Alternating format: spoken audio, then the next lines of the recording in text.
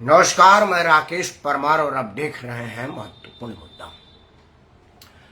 मित्रों, महत्वपूर्ण मुद्दे में आज सबसे महत्वपूर्ण सूचना तो यह था कि ज्ञान वापी के सर्वे में सुप्रीम कोर्ट के आदेश पर हाई कोर्ट में इसकी सुनवाई शुरू हुई है। क्या होता है यह बात देखने वाली होगी। दूसरा महत्वपूर्ण सूचना है समाचार चैनलों के हिसाब से कि मणिपुर पर प्रधानमंत्री अपना बयान देना चाहते थे, लेकिन विपक्ष ने हंगामा कर दिया क्योंकि उन्हें आशंका था कि अगर भारत के प्रधानमंत्री बोलेंगे तो वो तो पूरे भारतवर्ष में जम्मू कश्मीर से लेकर के कन्याकुमारी तक और कच्छ से लेकर के राजस्थान के बॉर्डर तक, मतलब वो तो समस्त भारत के प्रधानमंत्री है, तो कहीं वो राजस्थान, छत्तीसगढ़ और देश के और इस हिस्सों में या झारखंड वगैरह में जहां जहां पर महिलाओं के साथ अत्याचार व्यभिचार हुआ है, कहीं वो उन सबका मुद्दा न उठा दे। इसीलिए विपक्ष ने कहा कि सिर्फ मणिपुर का महिला की बेइज्जती पर बोलिएगा, बाकी जगह के महिलाओं की बेइज्जती महत्वपूर्ण नहीं है क्योंकि वहां पर भाजपा का शासन नहीं है। यही सब महत्वपूर्ण मुद्दा था। लेकिन मैंने जो महत्वपूर्ण मुद्दा उठाया है वो यह कि गोपाल कांडा हुआ बरी। गोपाल कांडा के रिहा होने पर उसने किस किस को क्या क्या दिया और कैसे गोपाल कांडा बरी हुआ, इन सब विषयों पर विश्लेषण करूंगा। आपसे हाथ जोड़ के प्रार्थना है कि वीडियो के अंत तक बने रहिएगा और जो भी सुझाव या संशय आपके दिमाग में हो कृपया कमेंट बॉक्स में जरूर लिखिएगा। कोशिश करूंगा उसका जवाब आपको दे सकूं। मित्रों, गोपाल गोयल नाम से एक आदमी हरियाणा के राजनीति में धूमकेतु की तरह से बढ़ा।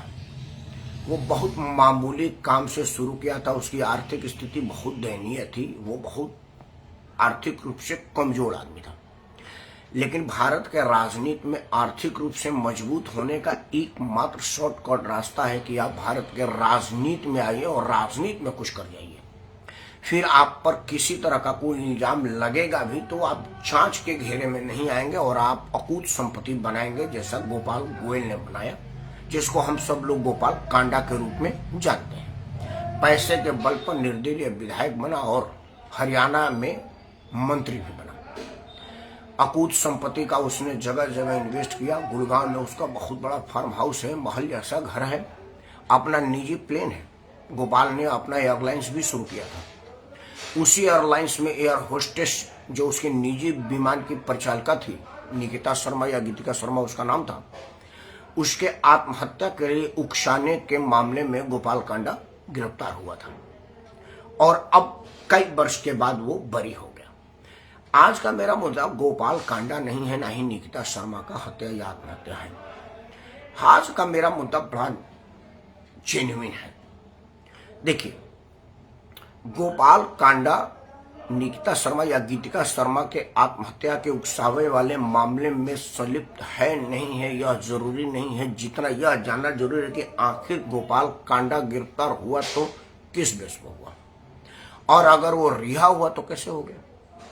मेरा कहना है कि कोई आदमी किसी अपराध में बुक होता है तो उसको जिला कोर्ट से सजा हो जाती है।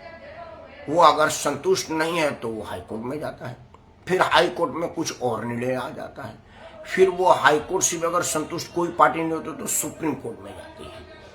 अगर कोई आदमी को फांसी का सजा हो तो वो राष्ट्रपति तक जाता है। राष्ट्रपति वाला मामला तो मैं छोड़ देता हूं क्योंकि राष्ट्रपति जी तो स्वविवेक से माफ करते हैं। उनको पता है कि ये फांसी किया, लेकिन वो माफ दे देते हैं। वो देश के प्रथम नागरिक हैं, वो उस पर मैं नहीं चर्चा करूंगा। लेकिन मेरा चर्चा यह है कि गोपाल कांडा का ही बहाना अगर मैं लूं तो गोपाल कांडा अगर बरी हुआ है मतलब वो निर्दोष था। अगर गोपाल कांडा निर्दोष था तो जिला कोर्ट से लेकर के हाई कोर्ट में पैरवी करने वाले लोग और उसको सजा सुनाने वाले लोग, उस पर केस बनाने वाले लोग अब तक साथ में बंद क्यों नहीं हुए? क्योंकि किसी एक आदमी का कैरेक्टर असैसिनेशन हुआ। अगर गोपाल कांडा निर्दोष था तो वो अब तक जो सजा भुगता, जो सामाजिक अवमानना उसकी हुई, जो आर्थिक क्षति उसकी हुई, जो राजनीतिक नुकसान उसका हुआ, जो समाज में मुंह दिखाने लायक वो और उसका परिवार नहीं रहा, रोज रोज मीडिया पर जिस तरह का छीछा लेदर और चरित्रहन उसका होता था। मैं भी कई बार मीडिया में कई चैनलों पर भाग लेता हूँ, लिया है, जिसमें मैंने गोपाल कांडा को बहुत खरी खोटी और भली बुरा कहा है।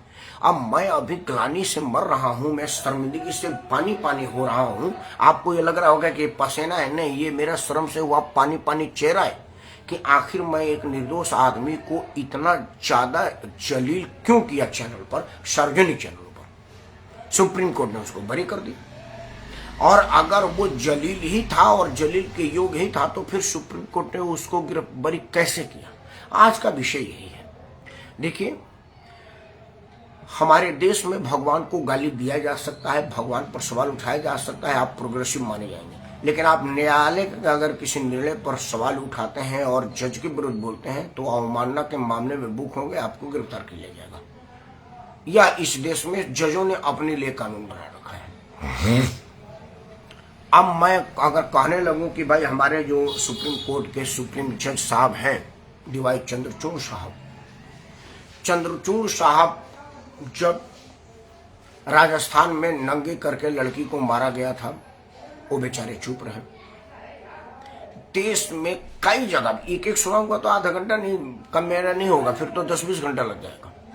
मतलब देश भर में हुआ। बिहार में जिस तरह से विद्यार्थियों को पीटा गया, सरेआम बिहार में जंगल राज की वापसी हुई, गोलीबारी हुई, घसीट के घर में से मारा गया, रेलवे स्टेशन पर बम से उड़ाया गया।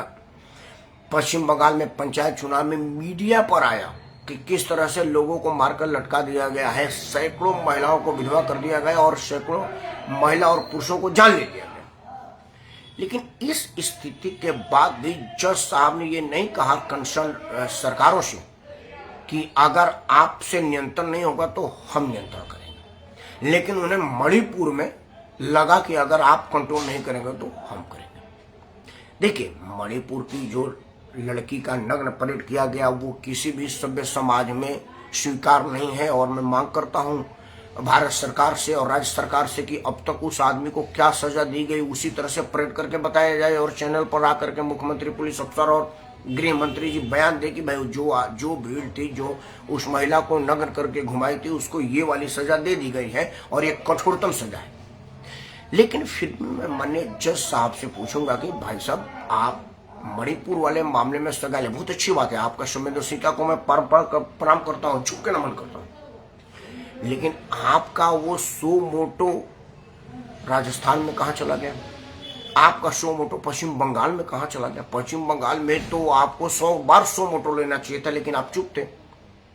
लेकिन चूंकि हमारे यहाँ न्यायालय और न्यायाधीश पर बोलने का अधिकार नहीं है, इसलिए मैं ना बोलते हुए सिर्फ एक बात पूछता हूँ अपने मुख्य न्यायाधीश महोदय से, श्री चंद्रचूड़ साहब से, नाम लेकर के कह रहा हूँ कि हे माननीय चंद्रचूड़ साहब, आप एक सो मोटो इस बात पर लीजिए कि भाई कोई आदमी सर्वोच्च न्यायालय में जाते जाते अगर किसी मामले में बरी हो जाता है, मतलब वो निर्दोष है, क्योंकि आपके फैसले पर तो भगवान संदेह नहीं कर सकते, क्योंकि आप पर संदेह करना अवमानना का मामला है, कंडेम्प्ट ऑफ कोर्ट है। पता चला भगवान गिरफ्तार हो गए, अगर आप उन्होंने पूछ दिया कि भाई ये क्या हुआ, तो मैं कैसे पूछ सकता हूं? पर मैं एक बात पूछ रहा हूं कि अगर आपने गोपाल कांडा का बहाना लेता हूं, मैं गोपाल कांडा की बात करता हूं कि गोपाल कांडा निकिता या गीतिका शर्मा के सुसाइड मामले में निर्दोष हुआ है, तो फिर वो हाई कोर्ट वाला जज जिसने उसको दोषी साबित किया था वो अब तक जेल में क्यों नहीं गया? या जज को जेल में जाने का प्रावधान नहीं, ये भी बता दीजिएगा। वो पुलिस वाले जिन लोगों ने केस बनाया होगा, वो आयोग जिसने तहकीकात की होगी और बताया होगा कि ये गोपाल कांडा पर फांसी जैसी मामला बनता है, वो निकिता शर्मा, गीतिका शर्मा, जो भी नाम हो, जो मतलब मिस शर्मा का जो एयर होस्टेस थी, उसके आत्महत्या का दोषी है, तो वो तमाम लोगों को क्या सजा दिया गया, ताकि ये एक नजीर बनता, लोग इसको देखते कहते भाई देखो गोपाल कांडा वाले मामले में जब सर्वोच्च न्यायालय पाया कि भाई ये आदमी निर्दोष है, तो फिर वो जो उन लोगों को भी सजा सुनाई गई जो उसको दोषी बनाने का प्रयास कर रहे थे। या अगर वो सब लोग ठीक थे तो सुप्रीम कोर्ट के उस न्यायाधीश महोदय पर क्या एक्शन है जो सबको दत्ता बताते हुए इसको निर्दोष साबित कर दिए?